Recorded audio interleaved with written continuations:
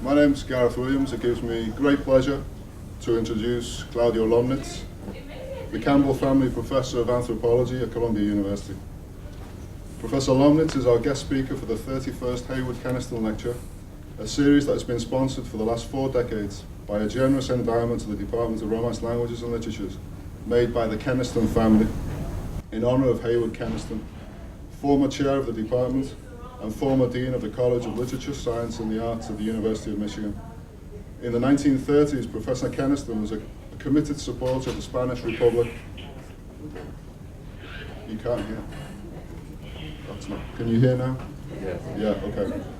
In the 1930s, Professor Keniston was a committed supporter of the Spanish Republic and a staunch opponent of fascism when he served during World War II as the Cultural Relations Attaché at the American Embassy in Buenos Aires.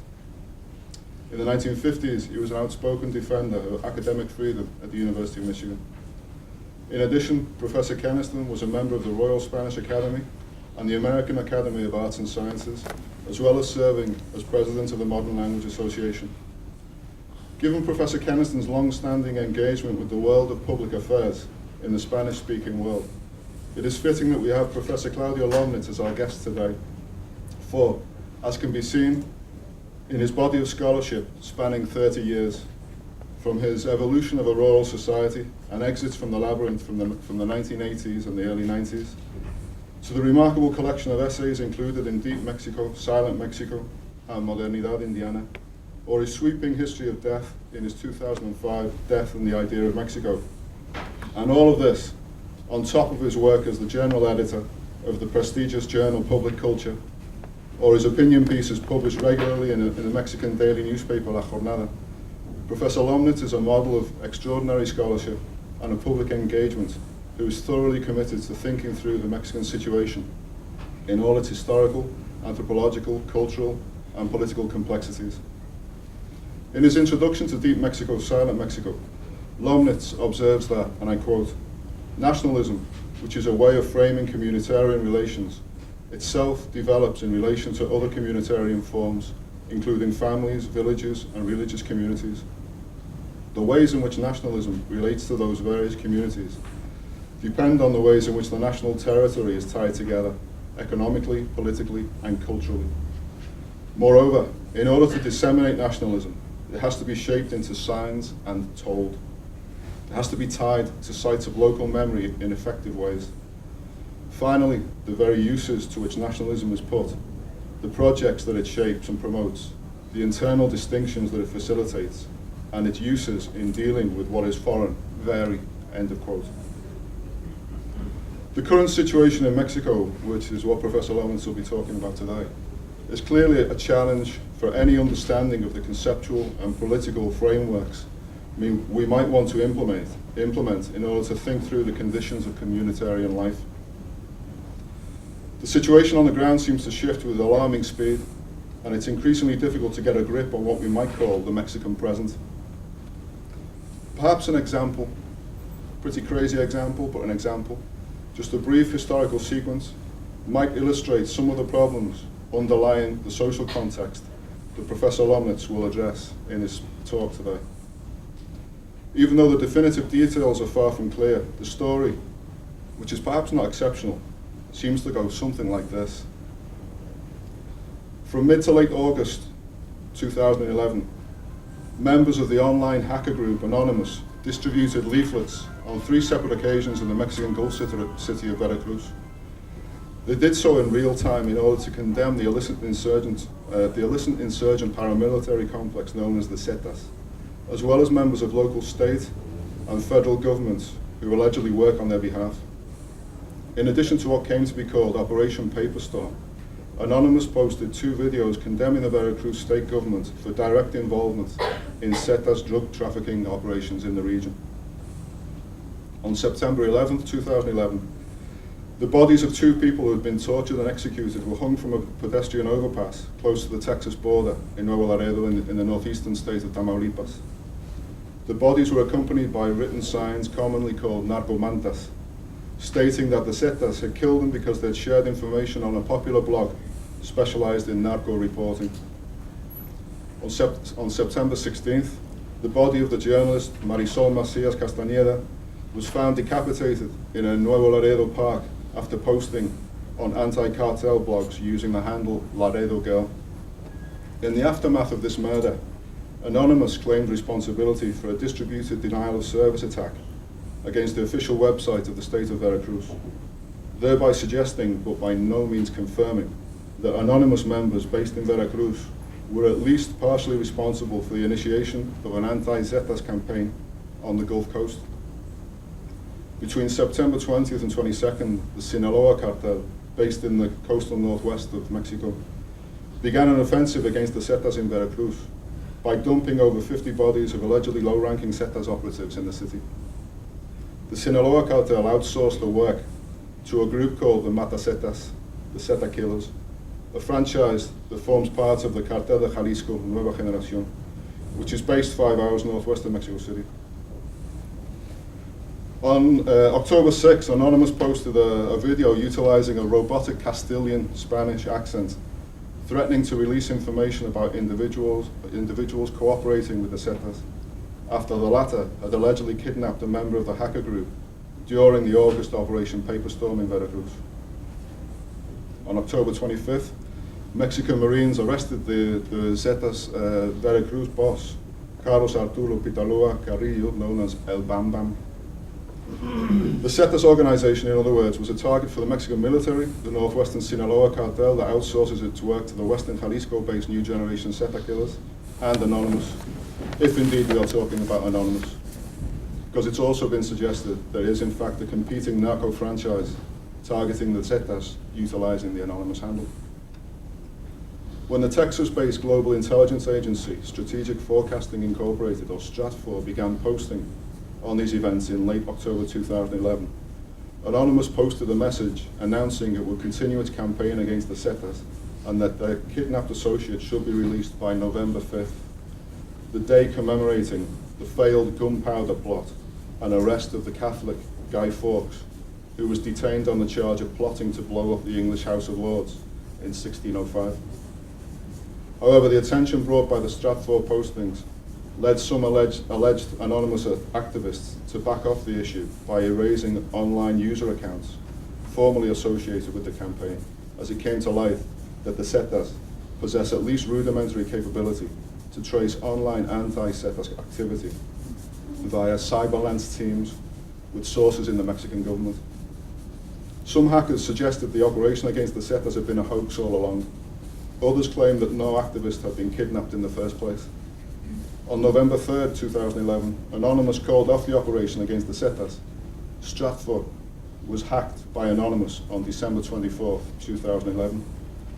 None of this impeded business, however, and the topic of the narcosurgency in Mexico, which since 2006 has claimed the lives of over 60,000 people, while some estimates take the number closer to 100,000 people, was not mentioned in the 2012 debate between President Barack Obama and Republican rival Mitt Romney. This sequence of events stages the complexity of a commercial insurrection in which the modern geometry of national political space, certain forms of nationalism, seem to be shifting in light of the needs of unmediated profitability. The spatial geometry of national sovereignty now gives way to the creation of two illicit and insurgent commercial military corridors that run parallel down either side of Mexican national territory, crossing over national boundaries to include Central America and the United States. The Zetas franchise primarily controls corridors along the Gulf Coast that stretch from Guatemala and the Yucatan Peninsula up to Nuevo Laredo, the busiest commercial port of entry into the United States.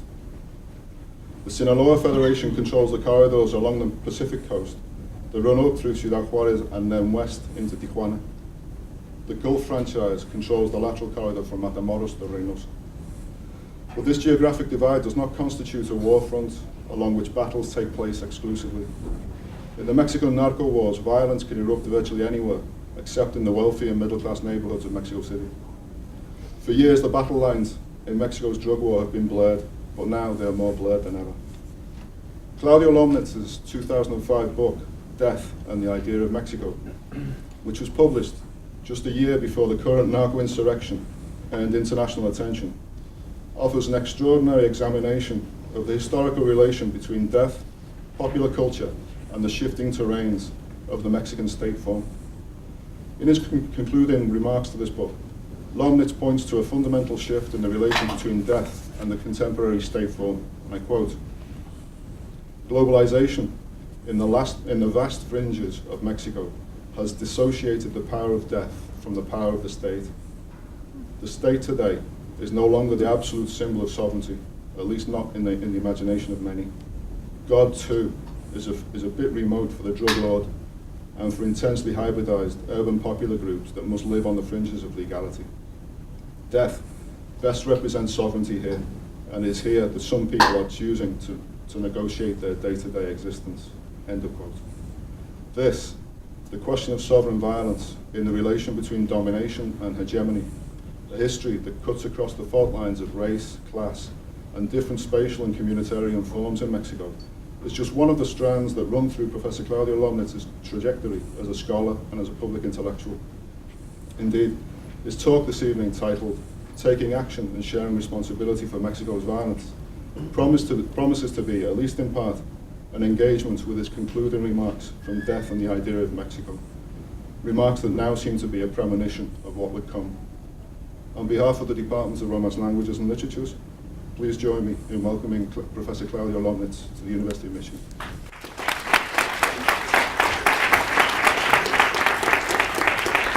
Gracias.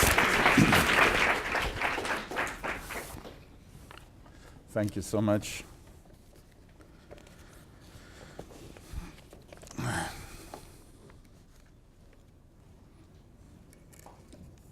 So do let me know to speak up if I'm not speaking closely to the mic, into the mic. So thank you so much for that introduction, Oak. Like that, maybe, no? And I'm truly honored to have been asked to deliver this lecture and to speak here at this great and to me much admired university.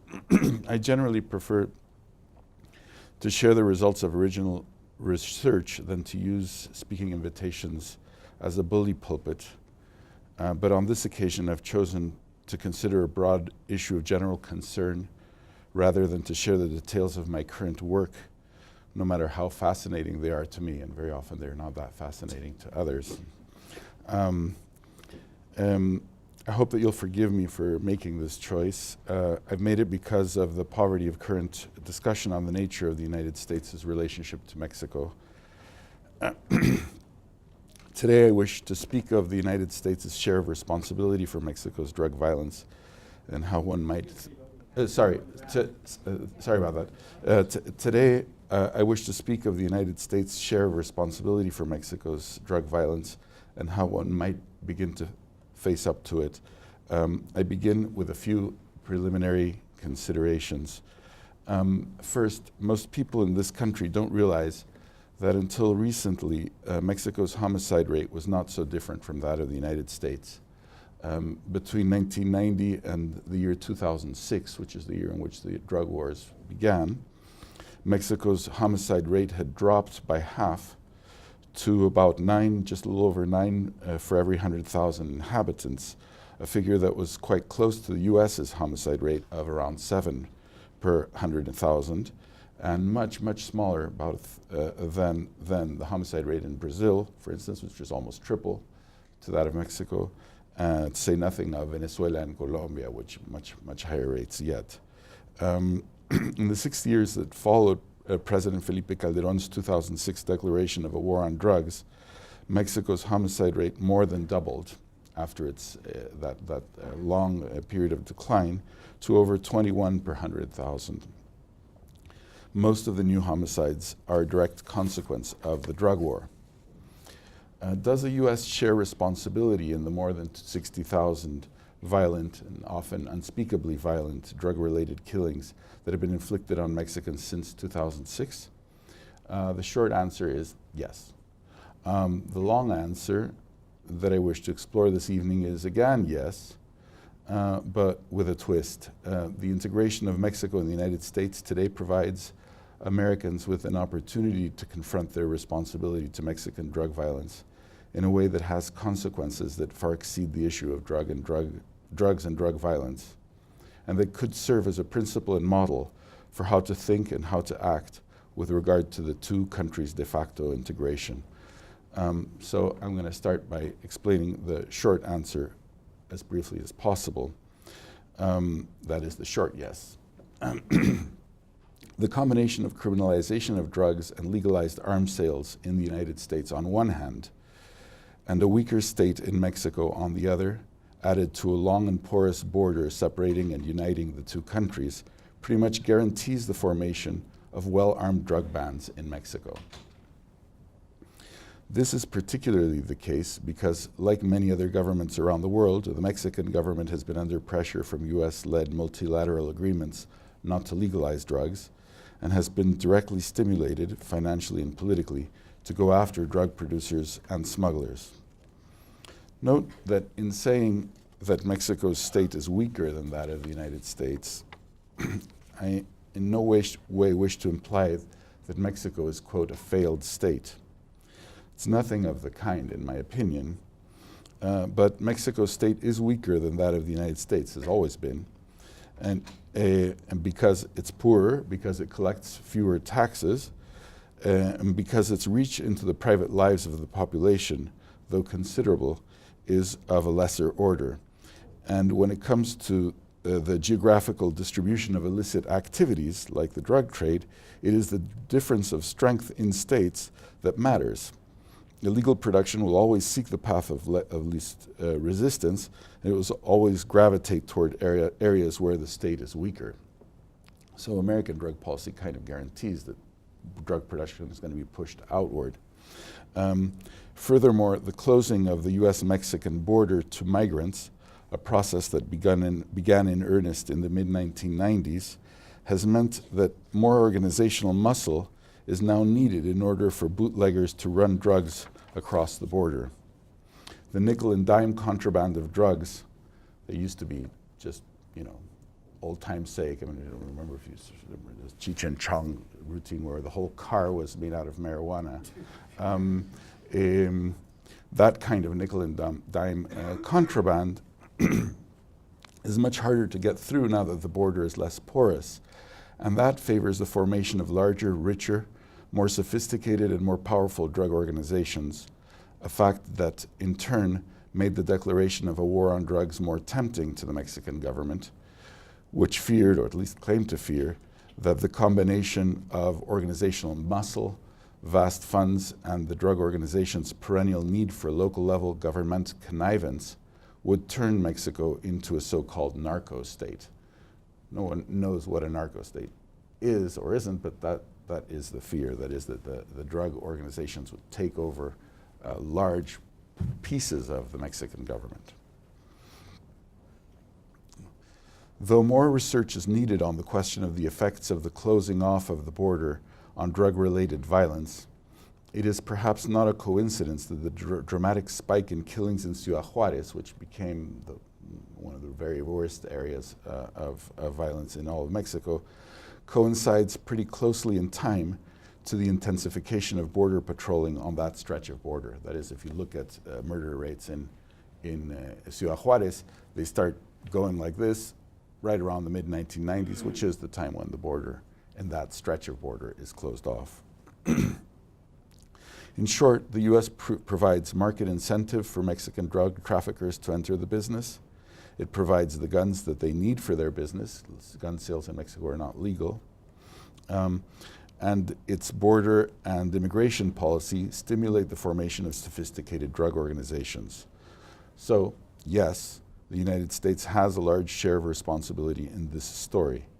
And the story, as I pointed out briefly, but will not rehearse in detail, although we got some gruesome tidbits now from Professor Gareth Williams, is a very ugly one, with numbers of deaths comparable, say, for instance, to El Salvador's 12-year civil war, just to give an example of the kind of phenomenon that we're talking about.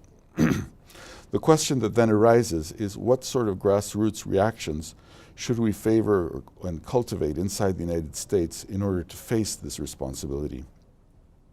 I'm sorry for using this we. I do feel a little bit self-conscious about it. I'm not yet a politician. I doubt that I ever will become one. But I found no other language with which to deliver this kind of a rant, which is what my paper today is. Should we be calling, for instance, for a movement a bit like animal rights or the anti-abortion movement, calling on militants to throw red paint on illegal drug consumers and members of the NRA? Should there be picketing with pictures of beheaded Mexicans in front of Arizona gun shows, Walmart stores that sell guns in border states, and local NRA offices? I do believe that measures like these should be explored, actually, but I won't dwell on them because I'm not a grassroots organizer and I can't say which vocal forms of protest would be most effective at this time. I do favor those things, by the way. My concern instead is to provide a broader historical framing for the current situation, because taking a shared portion of responsibility for Mexico's drug violence has deep implications for the connection between the United States and Mexico beyond the question, even beyond the question of drug violence itself. There is today a rare chance, I think, for a new kind of public debate and public presence of Mexico in the United States, made urgent by drug violence in Mexico. And I believe that we should seize this chance to change the tenor of the public discussion of Mexico in this country. Okay, so now I go to this historical background. The guiding methodological principle for any historian working on international borders is that national differences are productive along the border. Because Mexico and the United States have a lot of differences, natural and social, the US-Mexico border has been amazingly productive. If gas is cheaper on one side of the international border, people will flock to buy it on the other side. If medical regulations are different, they will move across the border because of that. If alcohol is prohibited on one side and not on the other, they'll cross for that. The same goes for cockfights, gun purchases, and any kind of shopping. If rents are cheaper in Tijuana and jobs plentiful in San Diego, then people will live in Tijuana and work in San Diego, etc. All these things happen or have happened. The principle is simple. The border's dynamism thrives on national differences, and indeed most of the towns, thanks, mil gracias. And indeed, most of the towns on the US-Mexico border would not exist without these differences. The border is built, the economy of the border is an economy that thrives on difference. In fact, the dynamism of international differences is at the heart of the story of the US-Mexico border, even from the time when the region was what historians call a borderland. That is, a still uncolonized frontier that was being claimed by competing imperial powers, in this case, the United States and Mexico, both of whom were encroaching on various indigenous peoples in that borderland. Indeed, differences between the economies of Mexico and the United States were ably exploited by third parties, the Comanche, the Apache, the French, in order to war or to trade or to thrive politically.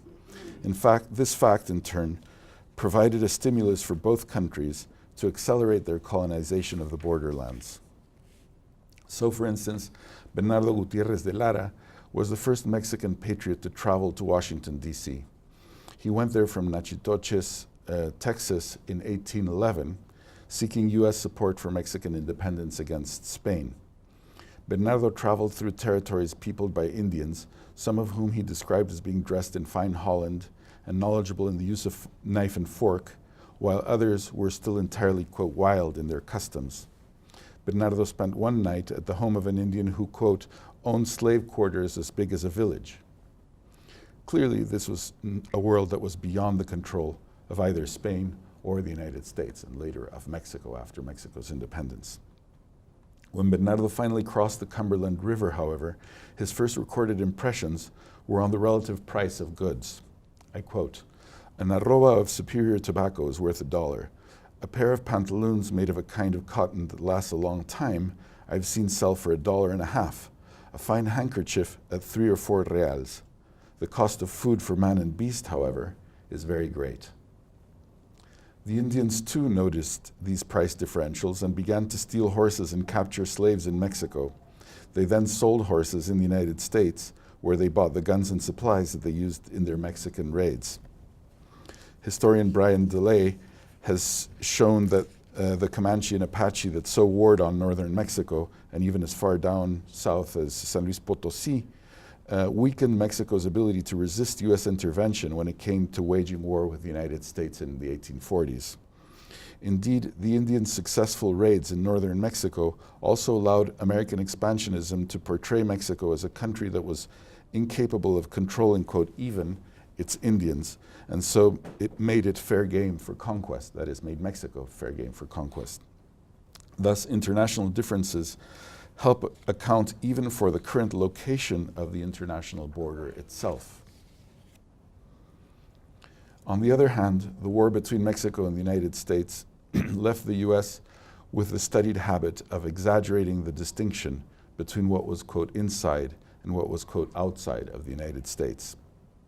With efforts made to make the populations of the annexed territories, the old Mexican territories, into American citizens, or at least forcing them to choose nationalities quickly, one way or the other. This push for a unitary, sharp, and clear national identification of the Mexicans in the newly annexed territories of the Southwest was inscribed in the 1848 Treaty of Guadalupe Hidalgo itself. In Mexico, too, the political spirit that emerged after the war with the United States emphasized procuring internal strength and avoiding integration with the United States as much as possible, for integration, it was feared, would lead to absolute absorption. That isolationist philosophy was summed up in President Sebastián Lerdo de Tejada's memorable phrase that he used to explain his opposition to joining the US and Mexico by rail. Thanks.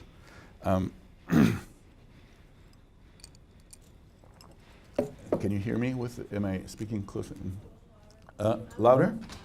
Okay. Okay.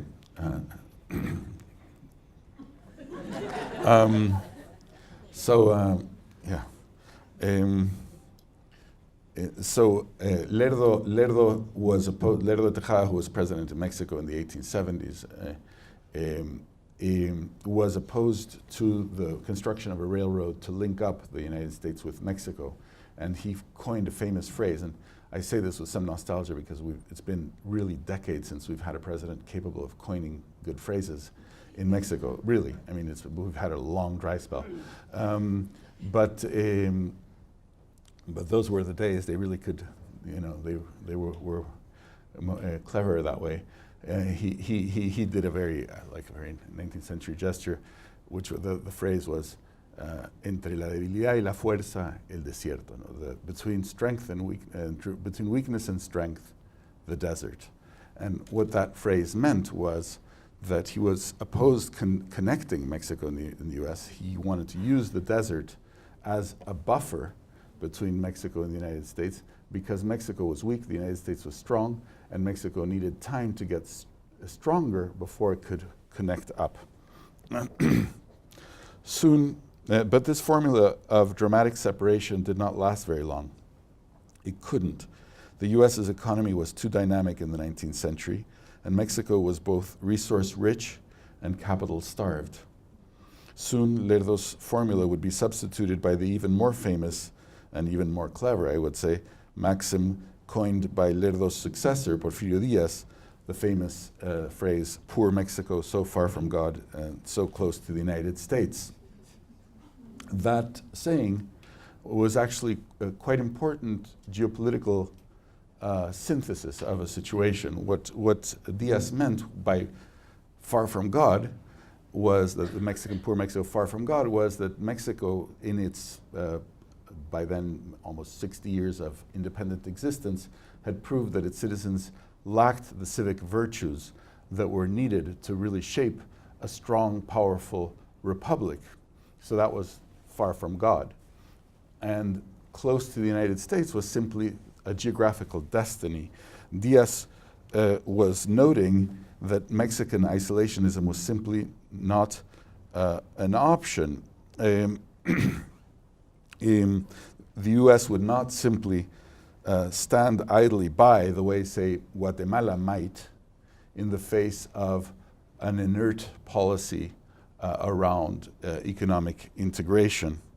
And so Diaz supported the construction of a railroad, which was completed, the first hookup was completed in 1883-84, and tried to balance out American influence in Mexico and tried to avoid what all of the Mexican patriots, including Diaz, who was also a patriot, feared, which was incorporation by the United States, either of all of Mexico or of more portions of it.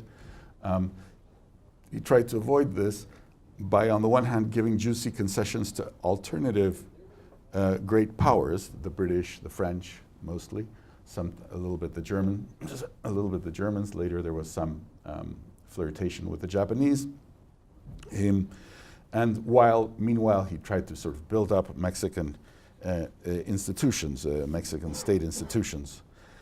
This process of border linkage between the two countries has famously been described by historian Friedrich Katz as triggering a transition of the US-Mexico borderlands from a frontier to a border.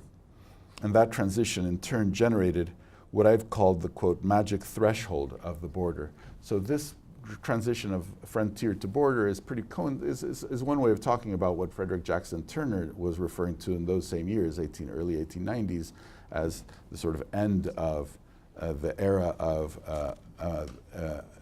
American colonization of the frontier. That same era is also the era where the Mexican side of the border is settled, and you can sort of imagine that that process is, I think, around two main kind of mnemonic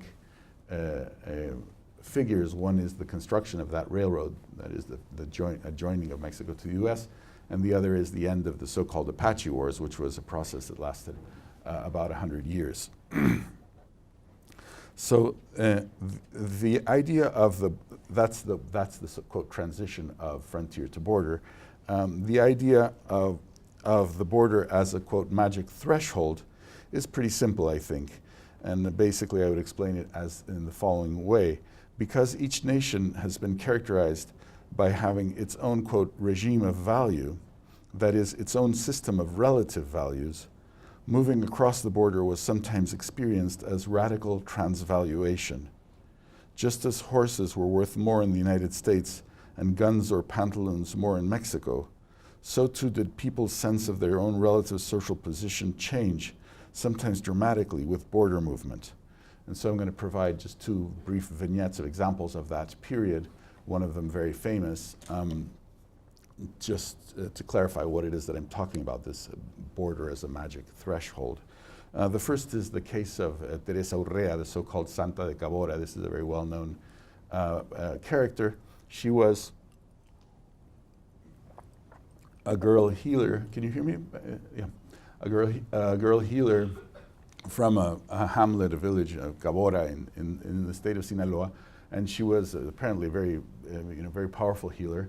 So she became a kind of banner for a set of local rebellions that occurred in Mexico in the early 1890s. Many of these rebellions were indigenous rebellions, Yaqui Indians, the Mayo Indians. Some of them were mestizo rebellions, and they were also connected to this emergence of the railroad and rapid capitalist development in these what had been up until then kind of far peripheries of Mexico. So a number of these rebellions took up this so-called Santa de Cabora, or Niña de Cabora, the girl from Cabora, the saint from Cabora, as their banner, including the villagers from the town of Tomochic, which was became a very famous local rebellion in Chihuahua, because the villagers of Tomochic defeated the army a couple of times before the army finally defeated them and basically killed them off. Now, the story of Teresa gets interesting from my point of view at that point. And in particular, it's interesting to contrast with an almost contemporary story, also very famous, even more famous, from Brazil, that of the rebellion at Canudos, which was also an important rebellion where kind of backlanders defeated the army on a couple of occasions until the army finally defeated the rebels and executed a massacre. Now, in the case of Canudos, the leader of both of those rebellions were also led by kind of millenarian leaders. In the case of Canudos, the leader of the revolt, Antonio Conselheiro, was killed and executed along with the rest of the villagers. But in the case of Mexico, Porfirio Diaz, who did have, as I said, a kind of, what we say in Spanish, a lot of a left hand, mano izquierda, he was a very good, able politician. He didn't want particularly to kill her because he figured she was already, being called a saint, and he didn't need her to be a martyr. And so, plus she was not that far from the border, so instead of killing her, he deported her to the US. And she was received on the US side, as has been described by this historian Paul Vanderwood, who tells some of this story, but it's been told by lots of people. She was received on the American side of Nogales, which is a town on the Arizona-Sonora border. This is called Nogales on both sides. By the American mayor of Nogales, gave her a room in the local hotel, received her with great pomp and ceremony, because he knew that all the Mexican workers in the copper mines on the Arizona side are going to start flocking to Nogales to get healed, so it was going to be good for local business, and which it was, sure enough. And so pretty soon, a producer from Los Angeles, an early producer from Los Angeles, I guess Los Angeles had already a beginning of a vocation there, hired her for the really quite exorbitant sum of $10,000 to tour the whole of the United States as a kind of healer. She went to the Barnum Circus, etc. So it's an example of transvaluation, because this woman was originally, let's say, a millenarian leader, folk healer, who becomes a kind of circus attraction in the United States. And this kind of thing is actually quite common. People like Pancho Villa and all that feared very much being transformed into some sort of circus animal if captured. The second example of this magic threshold that I want to give is more generic. It has to do with the transformation of Americans going to Mexico into something like aristocrats, regardless of some of their local class origins. And I'm going to quote from a memoir by a mining engineer called Ralph Ingersoll, who worked in copper mines in the state of Sonora around 1919. And he described the social life there, both of the Mexicans and the Americans. Those mining towns were company towns that were segregated, so that the Americans lived in an American section of the town. So Ingersoll is somewhat critical of these Americans, and here's what he says. I've read of Englishmen who go out into the wilderness and, living there, dress for dinner, play cards in the evening, and build golf courses on Sunday. The point to remember, however, is that these men were accustomed to do these things before they left civilization, and that they are trying, by means of preserving their customs and games, to keep themselves in touch with the lives they've left. The American exiles, on the other hand, were simulating something they never knew. They did not play mahjong and bridge because they had learned in their youth to love them, but because they suffered from an inferiority complex which they were endeavoring to dispel by imitating people who played these games. The effect was peculiarly insincere, and they must have felt it, for they entrenched themselves behind the barriers of formality on every possible occasion. So this is just a little snippet, ethnographic snippet of something that is quite often, let's say, remarked, which is the transformation, for example, of specialized specialized laborers or low-level managers into something like an aristocracy the moment they move into Mexico. One of the paradoxical effects, I think I'm going to read it like this because it allows me to be closer to the mic. One of the paradoxical effects of what I call the magic threshold, the transformation produced by crossing the border into a different regime of value, is that it obscures the fact of integration, which is what the border crossing actually reflects, in favor of emphasis on the exotic. Because border crossing is in fact motivated by international differences, it emphasizes and even exaggerates and projects difference. This process of exoticization has been countered and opposed by every transnational grassroots movement that has emerged since the end of the 19th century, beginning perhaps with the radical movement that I've studied in the book that I've just finished on the Flores Magón brothers and their American allies. But exoticization has dominated over clear-headed understanding, and that form of operation is key to this very day. Mexico and the United States now have about 130 years worth of intense economic integration behind them, and yet the representation of one place from the other still tends to exoticization. I now wish to offer a schematic periodization of that history of integration so that we can better understand the very new situation that we're in today. The Mexican Revolution of 1910 to 1920 gave rise to a dynamic horizon of economic expansion and political consolidation within Mexico. Agrarian reform, nationalization of oil, and then the urbanization, the expansion of urban and industrial Mexico under import substitution industrialization. This led to intense internal migrations from the country to the city, not unlike those that China is undergoing today, as well as emigration to the United States, spurred initially by American stimuli of various kinds, including support for the American war effort in the Second World War, the so-called Bracero program.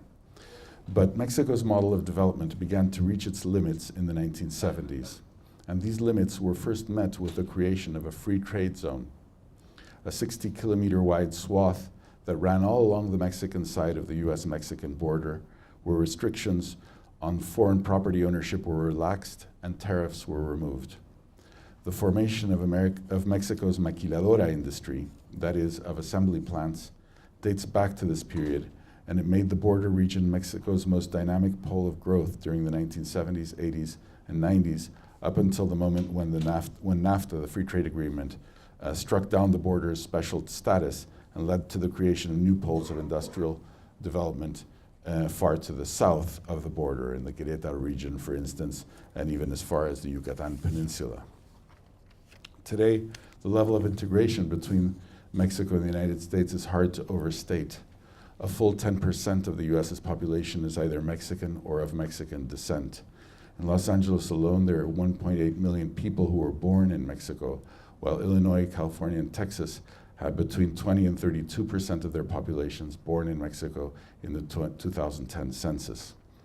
The US-Mexico border is the international border with the heaviest traffic in the world, with the most valuable economic import-export traffic, the heaviest telephone traffic, and the highest volume of legal border crossings, despite the substantial and unpleasantly haughty red tape that drivers and pedestrians must go through to cross into the United States today.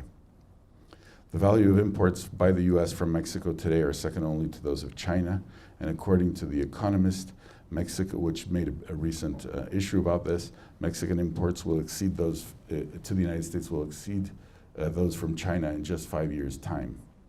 The Financial Times, for its part, has recently pointed out that Mexico and the United States are more intensely interconnected economically than any two members of the European Union.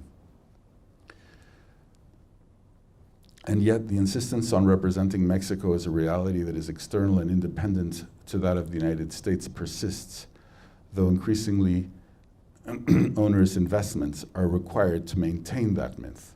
Think, for instance, of how much the 2,000-mile border wall costs.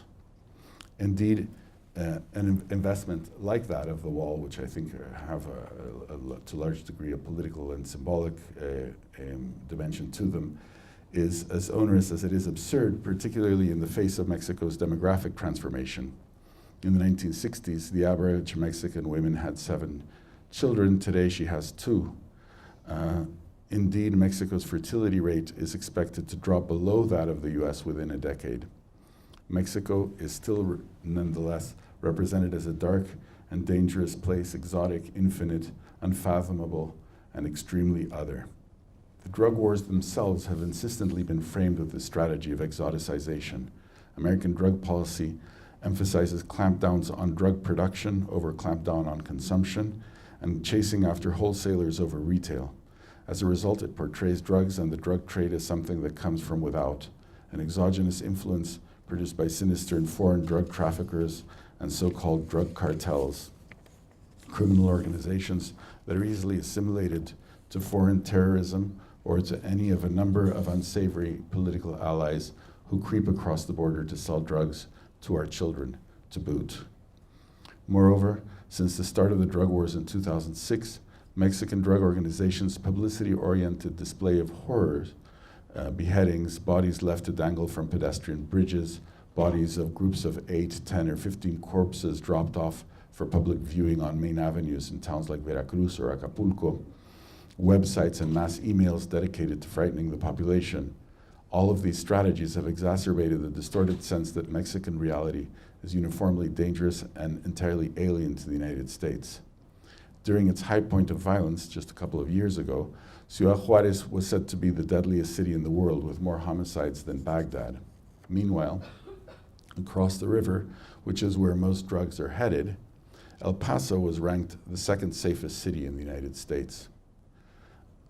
Always sensitive to the productivity of international differences, even the mayor of Ciudad Juarez chose to live in El Paso and work in Juarez.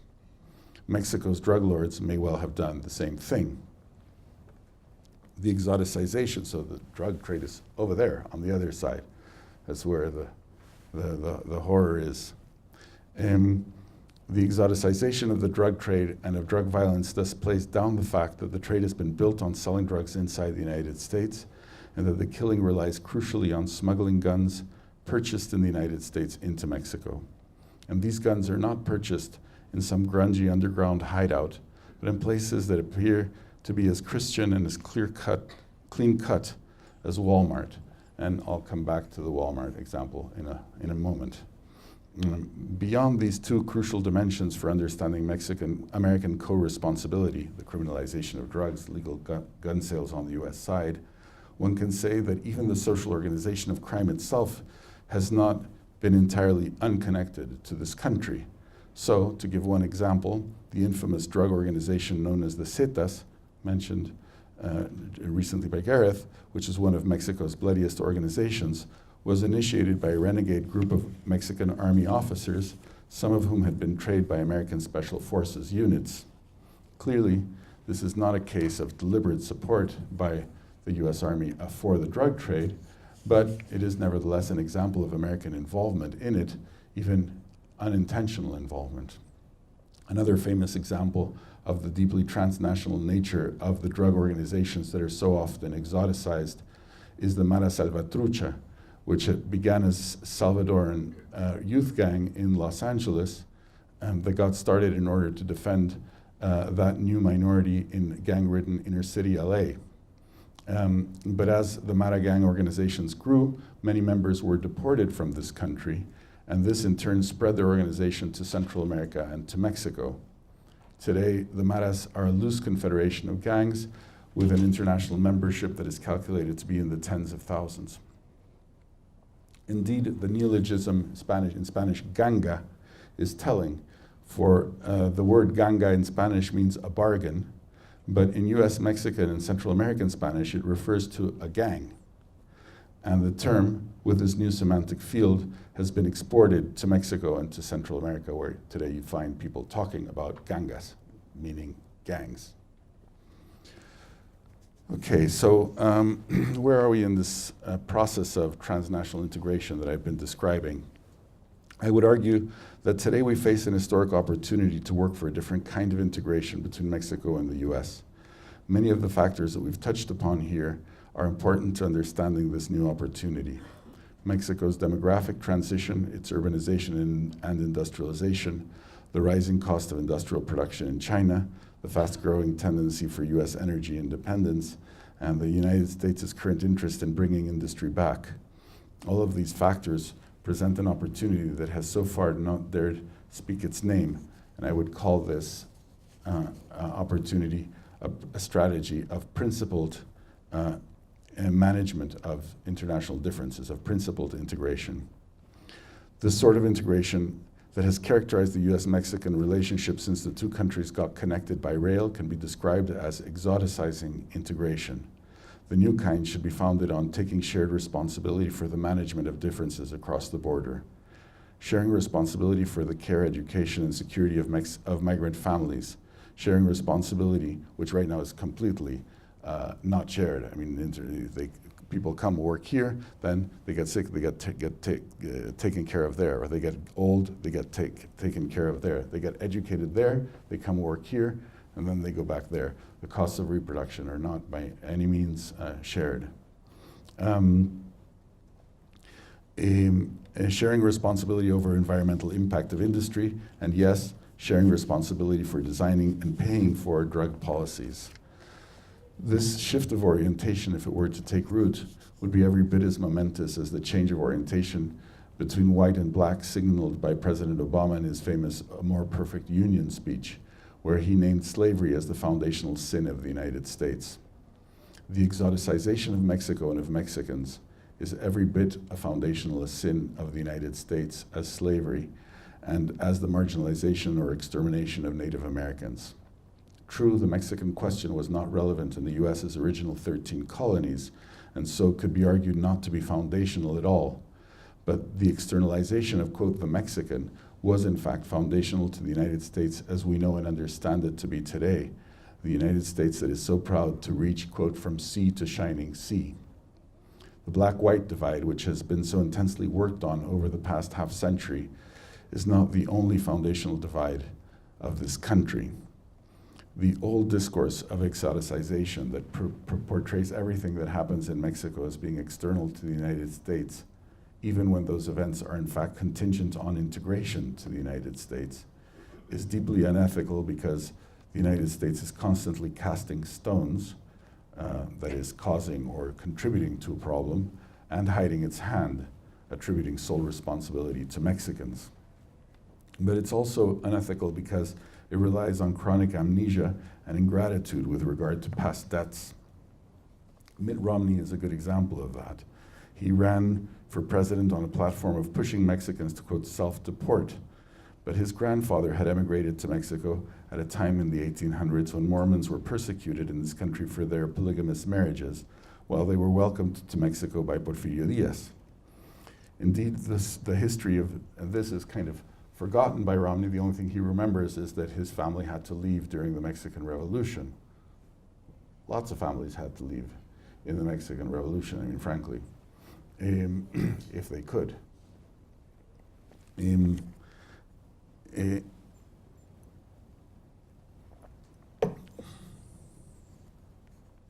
Indeed, the history of toleration in this country has often benefited from having Mexico and Canada as a safety valve.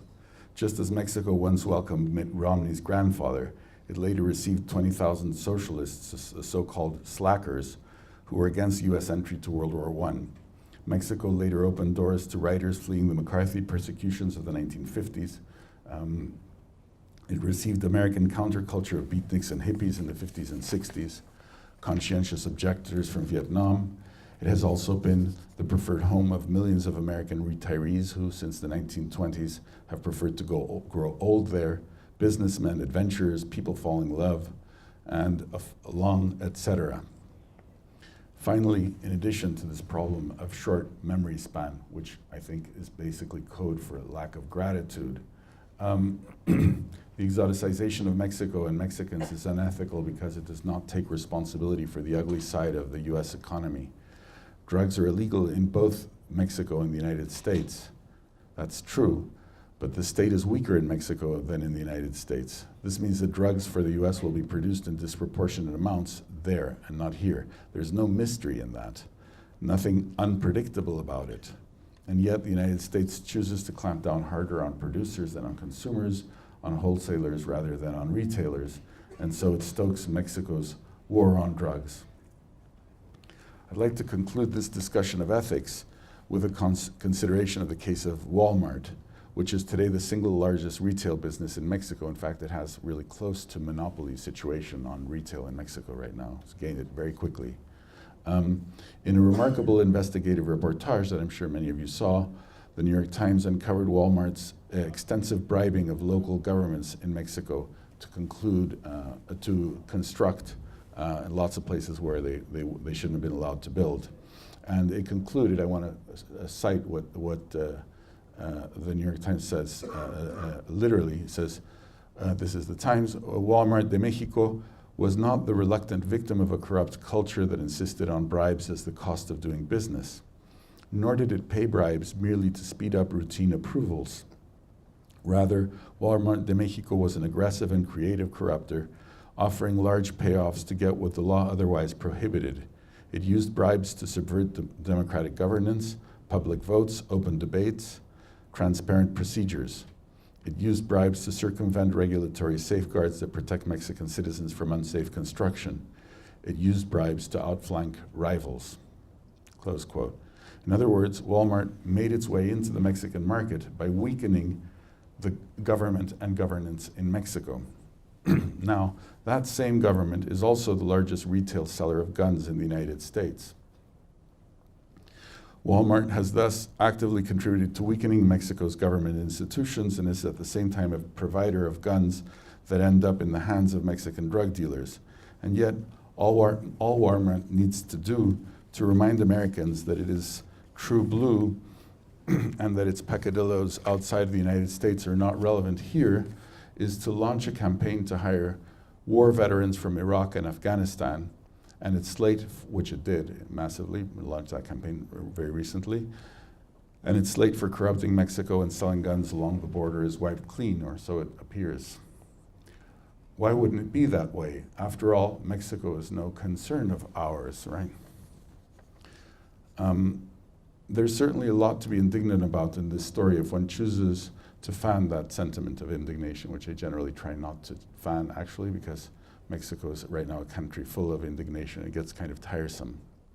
But even beyond the ethical motivations that might rightly be rallied in order to confront the US's part in Mexico's drug violence, I believe that the model of integration as exoticization can today be countered with a different model thanks to the material conditions that have been achieved.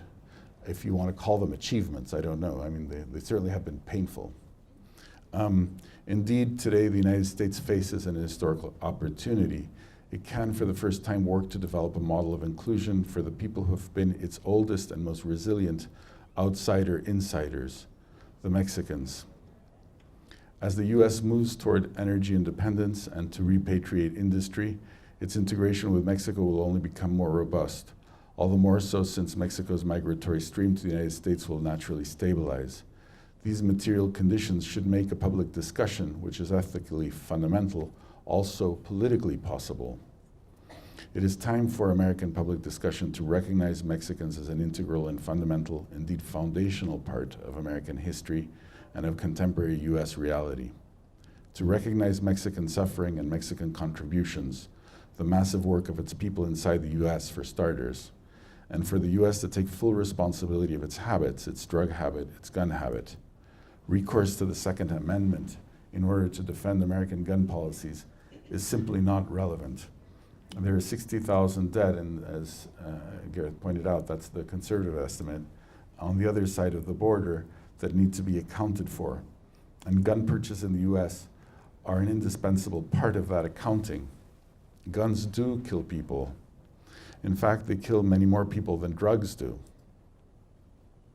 I support the rise of a no more blood for drugs movement in the US, which must involve gun control in the first place and changing strategies for regulating the drug market, including legalization and medicalization of drugs. I'm for taking a stance similar to that of the animal rights movement, shaming illegal drug consumers for their complicity with Mexico's drug war and forcing them to be more political and more ethical about their habit, more militant, I would say. And picketing Arizona gun shows, Walmart, and the NRA with posters of Mexico's dead. And I'm certainly for placing their share of responsibility at their feet. But beyond this kind of partisan activism, we need to embrace a different collective approach, a different ethic toward US-Mexican integration. The economic integration between the two countries began in the 1880s with railroad linkage. It continued steadily after that and has grown exponentially in the past 4 decades. As the two countries integrate even further, the old strategy of exoticization, of throwing the stone and hiding the hand, becomes a moral and sometimes even a legal crime. We need to abandon exoticization and embrace instead a conscious, responsible, and principled strategy of management of differences. Thanks.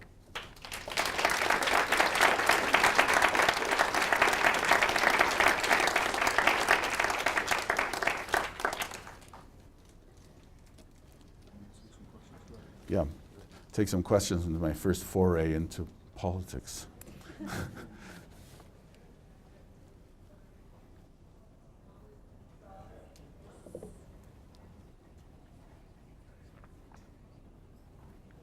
Yes. When NAFTA was being negotiated, there was so much cross-border social organizing going on labor and the environment. Do you see that on the violence issue?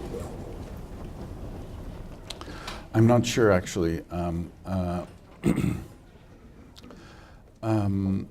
I think that yes, there is there is reaction here, but I think that there's also been a certain amount of disconcerted response. That disconcerted response has also been true in Mexico. In part, I think it's because we don't even fully understand what this phenomenon is. This is maybe not something that I commented on here, but the truth is that we don't know very much about the nature of this violence. That is, we don't know how much of it is caused, for example, by the army moving into regions that it's going to control and killing people who may or may not be connected to drugs. We don't know how much has been the result of the army taking over traditional police functions.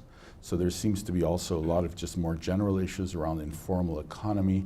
And when you start getting into that, and then plus there's the whole media question around this image of the drug cartel, which has been the dominant image. And the drug cartel is at the same time, at once, a kind of very scary image, but also in some way a very soothing image, insofar as it at least conjures up an image of high-level organization and chain of command.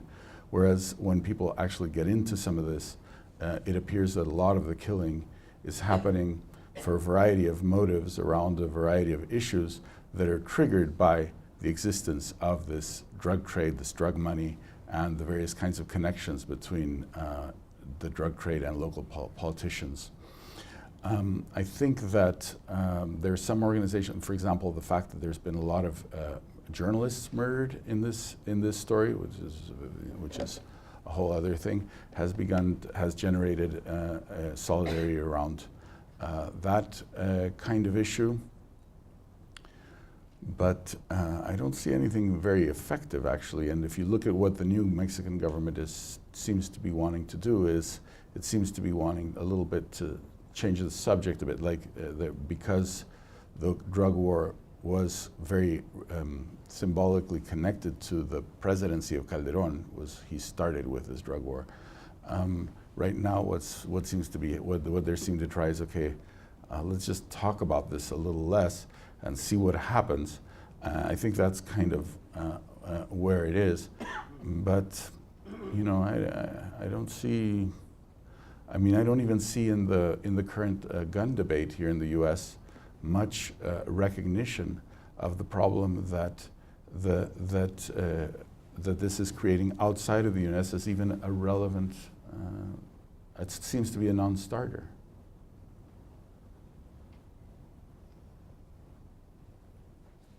Yeah. Do you know if there is any research that ties the drug violence along the border to the upsurgence of drug resistance tuberculosis that has been reported? Sorry? There is an upsurgence of drug-resistant TB Uh-huh, yeah. along the border, Yeah. which seems to be coming up, and some people are talking about it as being related to the drug violence. And I was just wondering if you know that there is any kind of study or research. I don't actually. I didn't even know about that, so I'm going to look into it.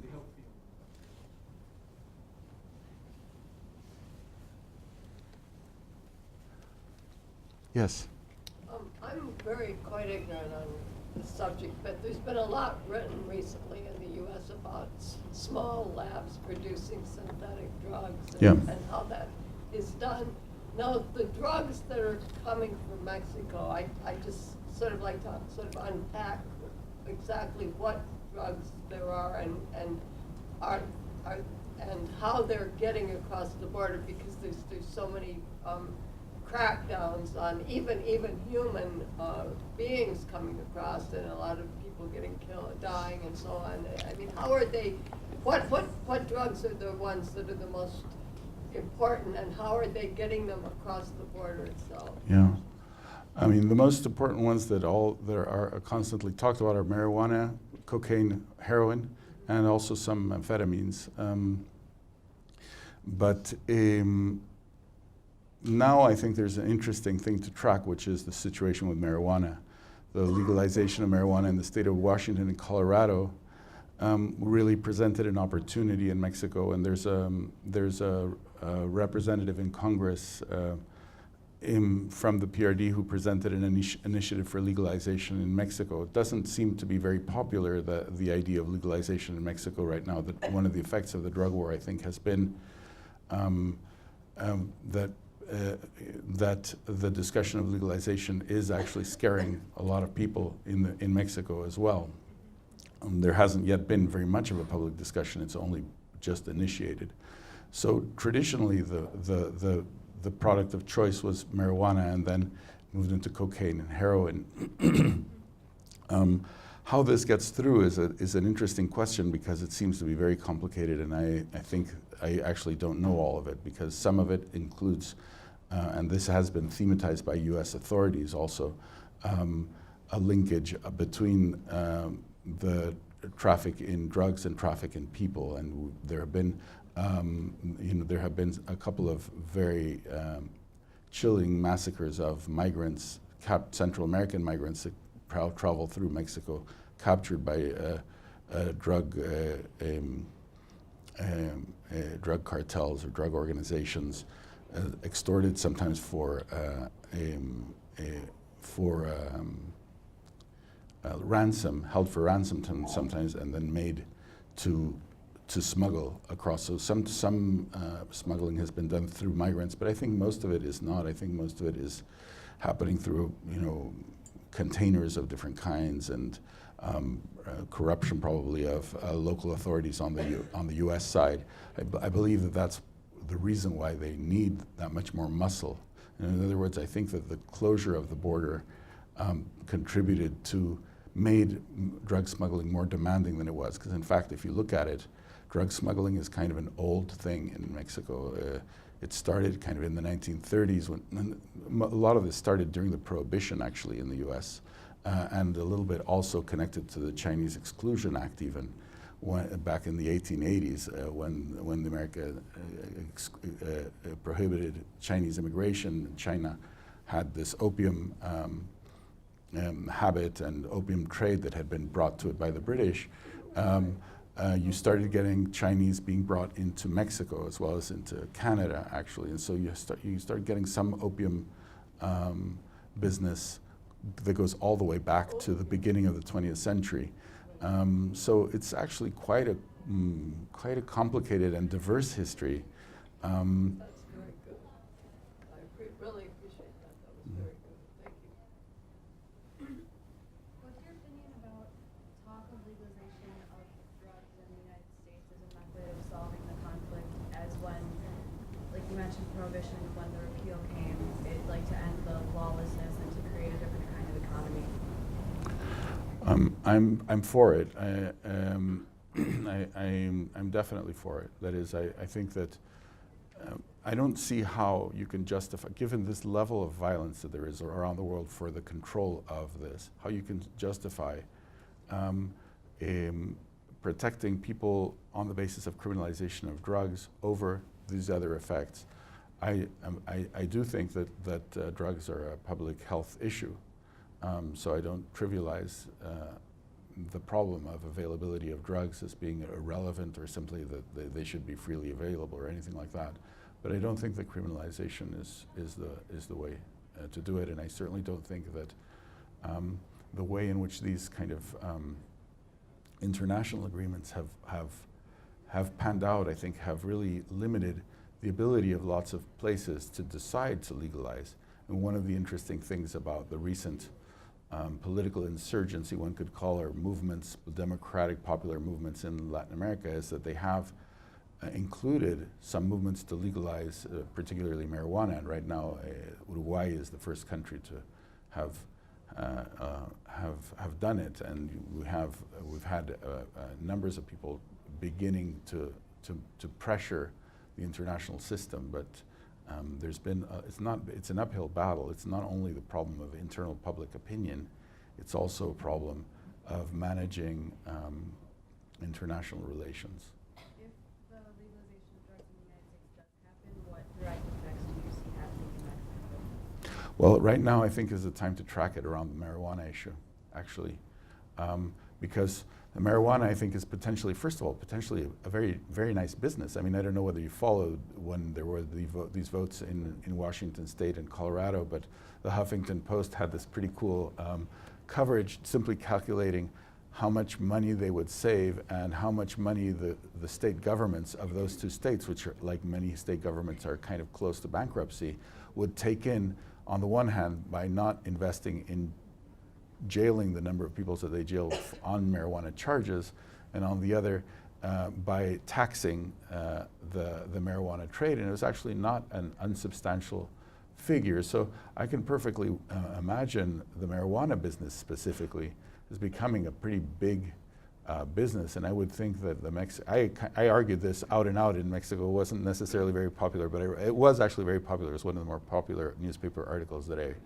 have written in terms of circulation. I don't think it necessarily made me popular, but I argued for embracing the marijuana tradition in Mexico out and out, and say, look, we have here a cultural tradition. We could even fight for how do you call this, denominación de origen in English?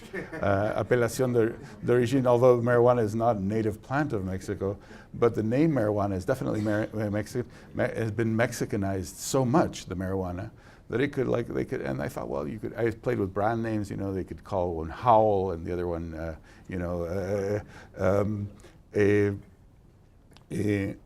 all kinds of actually very interesting ideas around that. I mean, you have tequila as some kind of national pride item.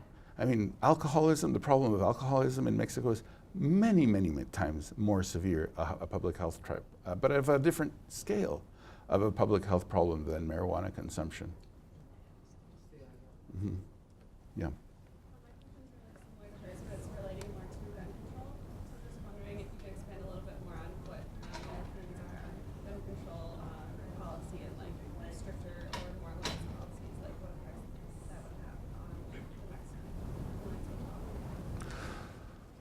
I don't know how to answer that very precisely, in part because I think that there's a real blockage on public information around this topic.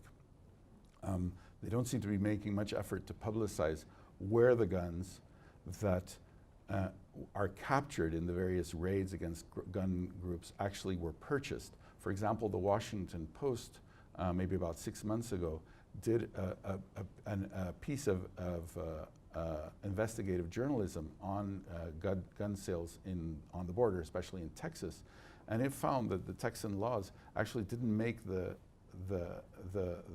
gun stores, they had no compulsion to present any of their data to the journalists, and the journalists actually had to do something close to kind of I won't call it undercover work, but really a tremendous amount of legwork to study a couple of gun sale places in Texas. It was a bit of a scandal, I think, because if you think about it, and there are very few papers right now, given the state of journalism, that even have the wherewithal to create a project in investigative journalism like the one that the Washington Post did. I mean, there really are a handful, and I would say in Mexico there may be none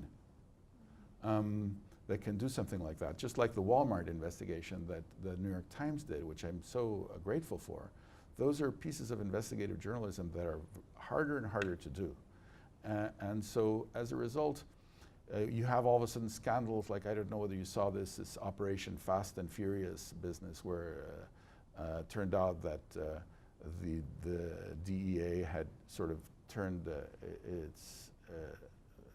its eyes askance at the sale of a lot of weapons to people who they knew were drug related because they planned to track them and follow them into Mexico. Then they kind of lost track.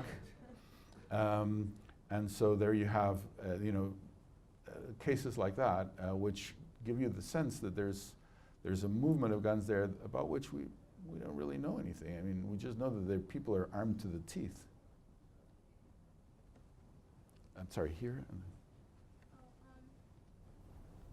Is there a correlation between the war on drugs in the U.S. that was highly publicized in the 80s and the war on drugs in Mexico?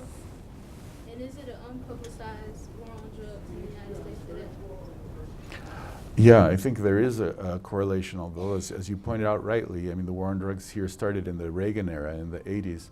And there was recently some article by Jimmy Carter pointing out that the number of prisoners in the U.S. quadrupled between the period that he was president and now because basically of these war on drugs related legislation, the 3 strikes you're out and all that. So the war on drugs here has led to a tremendous issue of incarceration, carceral society. It's a little bit different from its implications in Mexico. I mean, one of the things about the implications of this drug war was that it wasn't really very much planned.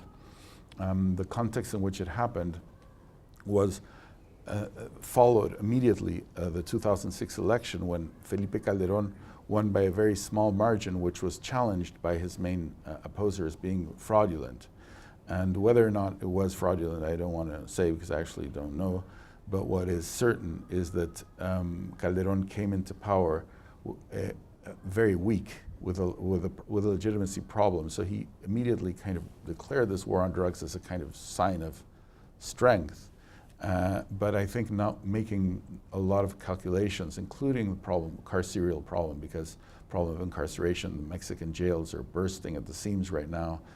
They can't actually hold in all the prisoners. They have prison breakouts every 5 minutes. I mean, the whole thing is kind of crazy.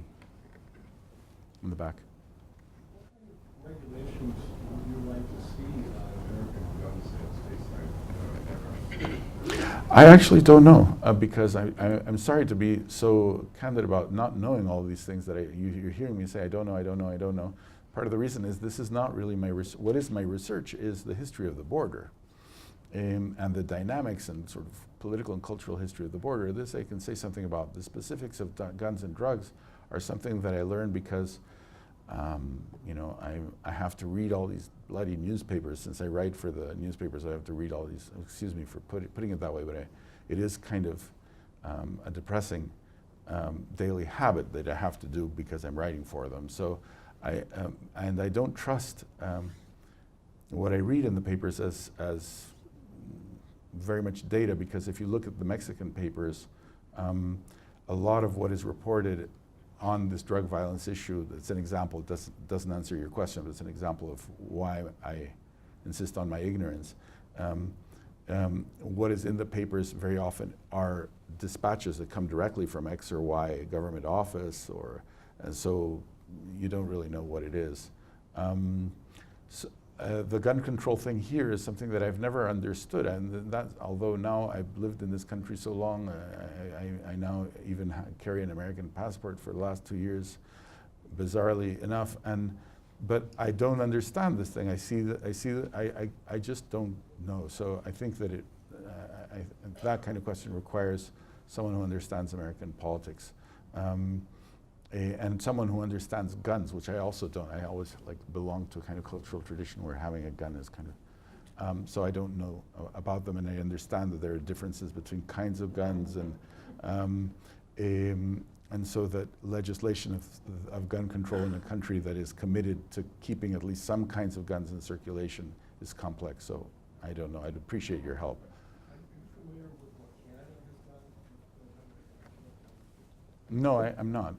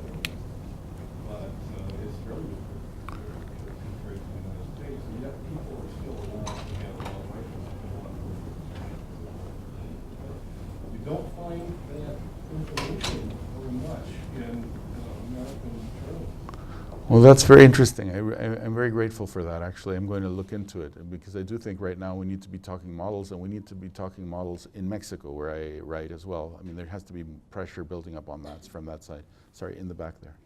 Yeah.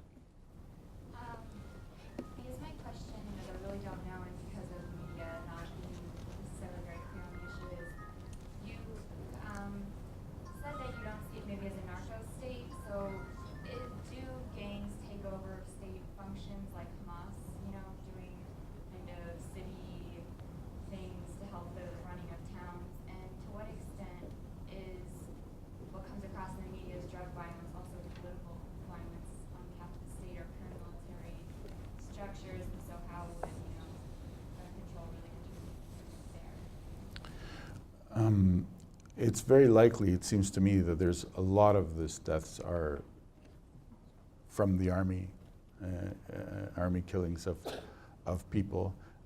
Always the claim was that, you know, the people who were being killed were, the basic claim for many years was that most of the killing was happening between drug cartels for the control of various cities and towns, and kind of gangland shooting, and that was really what 95% of the killing was. But these percentages in Mexico don't mean anything. Nobody knows who's being killed in very much detail, and so it's kind of becomes an article of faith, and a number of people believe that, some people don't believe that. I don't believe it, but I just don't, because I think that there's a kind of narrative attraction to a story like that that weighs everything in favor of simply having that as a kind of fallback explanation of who it is that's getting killed, particularly when the scandal of the drug war was really at its height. People think, well, what is it that has been unleashed here? There was a lot of, I think, interest in a simplified story like that. I don't think that the story is simplified. I suspect it's not simplified at all. I mean, it seems that the other thing is that a lot of the drug violence has been quite localized. I mean, and that's another kind of mirage of the coverage of violence in Mexico, which is because it's, quote, in Mexico, you sort of forget that Mexico is kind of a big chunk of land. And it's not as if this is happening all over the country. It's happening in certain parts, and many of those certain parts are parts where the army has taken over the functions that were traditionally of the local police. The reason why they did that was that the local police was always suspected, not wrongly I think, of being corruptible by sort of de facto money. And so that meant that the local police was maybe less trustworthy of being isolated from the drug lords. But the problem with taking out the local police and putting in the army is that the local police, even with the corruption, those of us who have studied corruption know this, have a kind of regulatory function, in particular in a society like Mexico, where you have a huge informal economy. So if you look, for example, at street vendors, I mean, street vendors, that's illegal, right? But it's tolerated because you can't have a society like Mexico without street vendors. What are people going to do? So it's tolerated, but it's not tolerated just like that.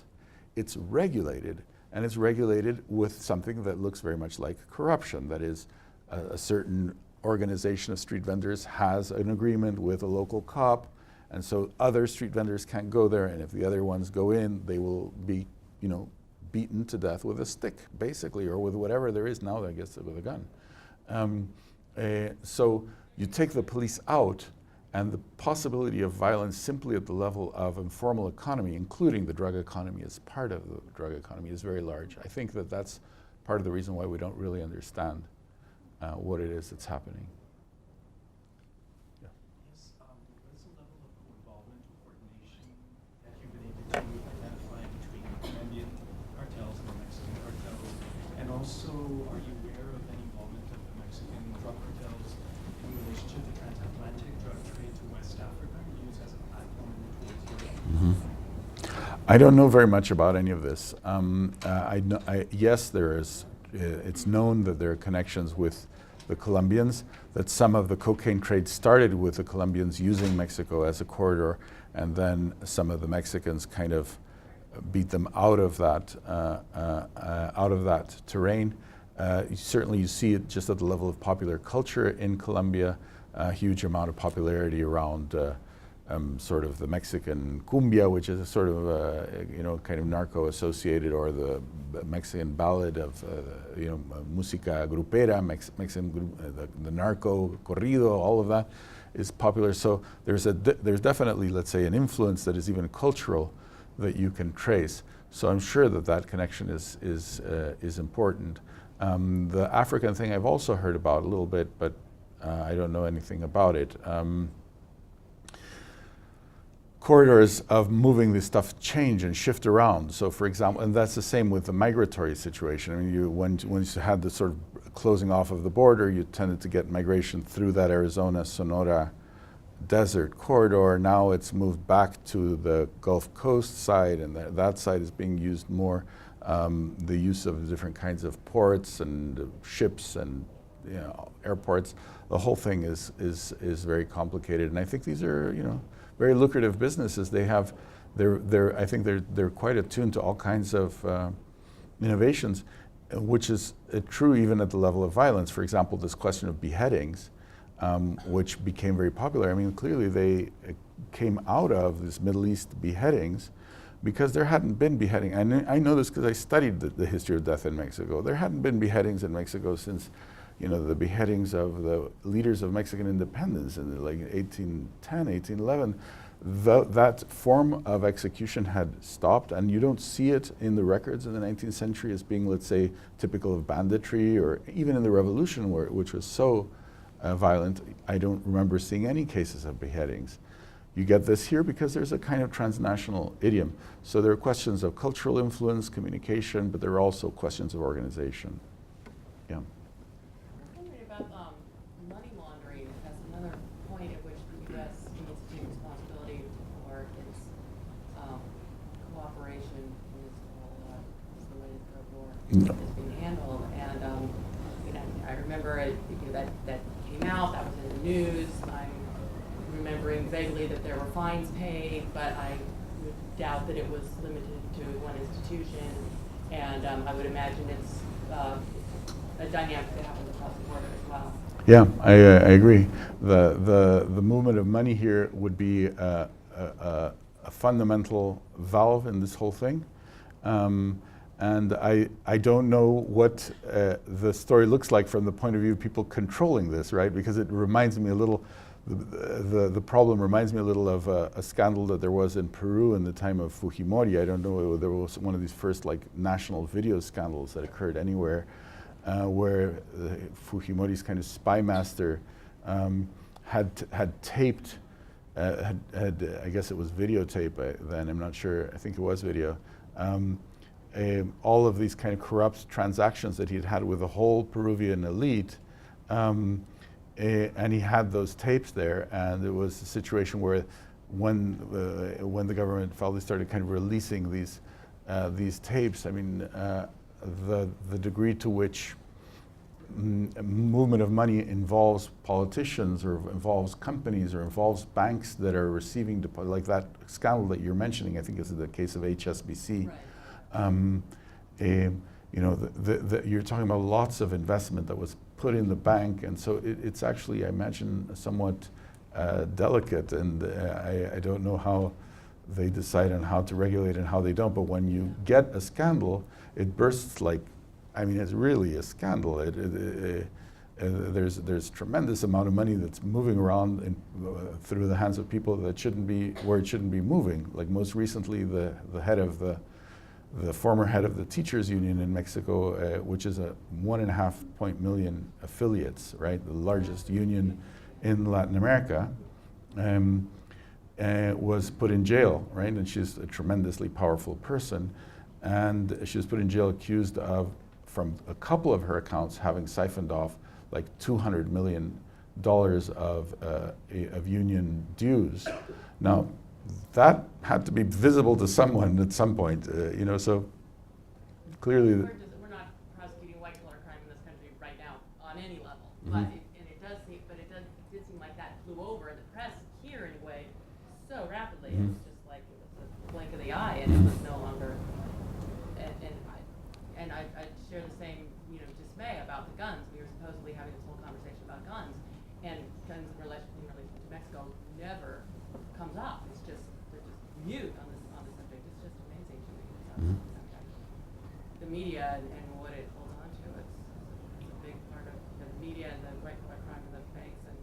holding these higher institutions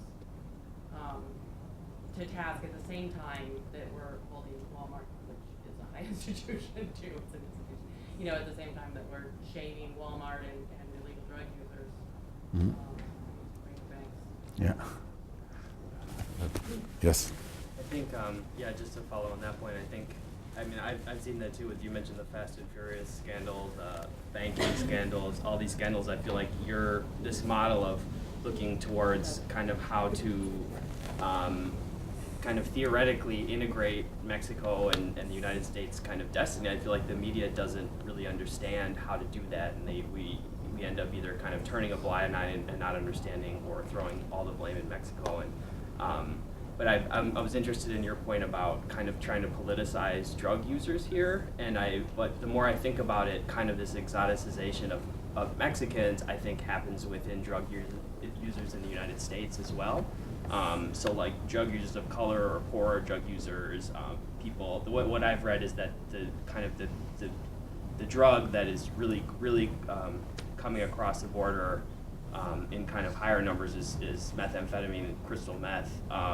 And so to like politicize a crystal meth user versus politicizing a middle class white legal marijuana user in Washington is really different. So I wonder, like, how would you see, like, what would the role of kind of drug users and kind of politicizing drug users in the United States, like, what shape would that take?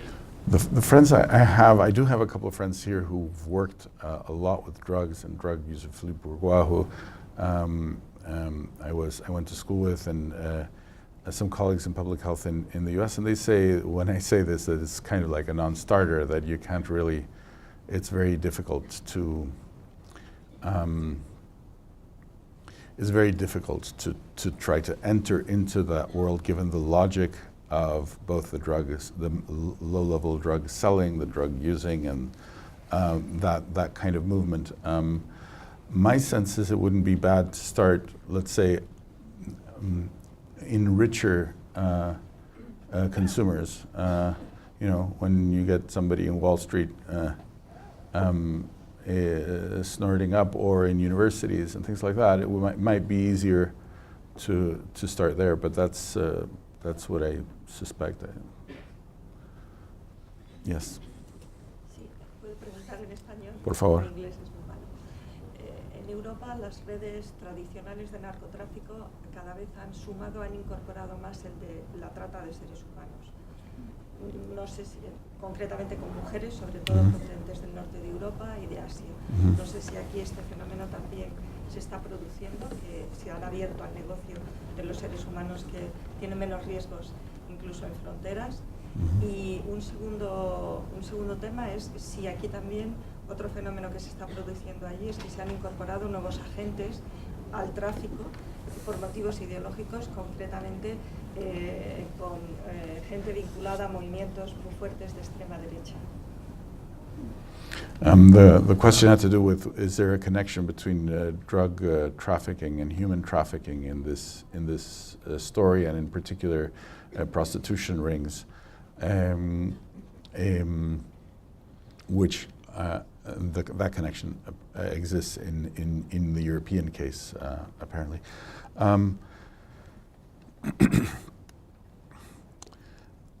Again, it's hard to say, because what the tendency, I think, is, if it depends on whether you buy the story about the drug cartels or not.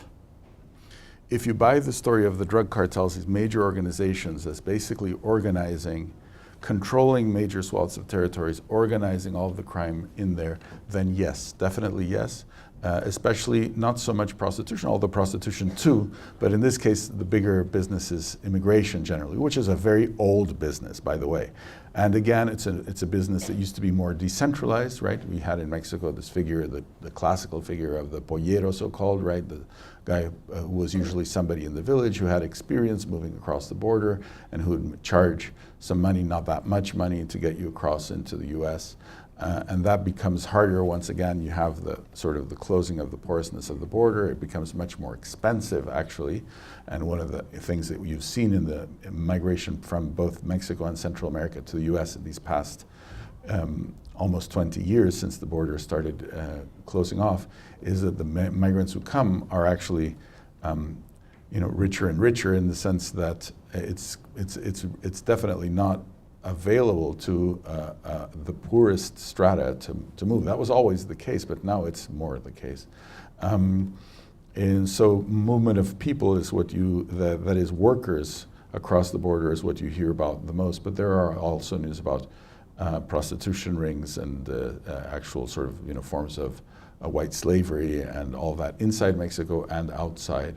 And sometimes that is treated as part of the same thing, just as, for example, kidnapping business, which is quite large in Mexico, is sometimes treated as part of the same thing. If you're skeptical about the problem of the cartels, like I am a little skeptical, then it's not very clear on whether those things are always actually connected, or whether you sort of have, kidnappers who do one thing and drug traders who do something else.